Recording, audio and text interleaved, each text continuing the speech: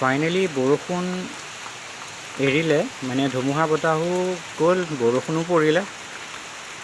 আমাৰ চোতালৰ অৱস্থা নহয়, মানে দুৰৱস্থা। ইয়াত মানে নতুনকৈ মাটি তুলি দিছিলোঁ চোতালত। ইমানেই পিছল নহয়, যদি কোনোবাই পিছল খাই পৰে মানে কি গতি হ'ব ঠিক নাই আৰু। এয়া বৰষুণ পৰিয়ে আছে।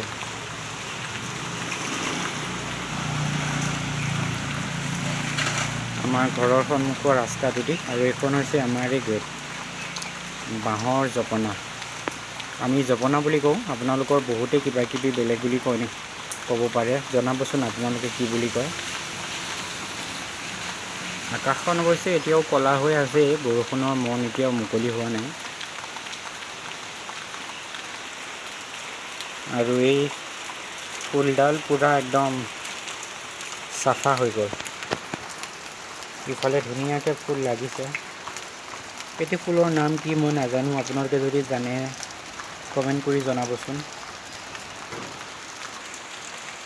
আৰু এইফালে চাওকচোন, আকাশৰ ৰংটো, আৰু এই ওচৰতে কেইডাল গছ আছে।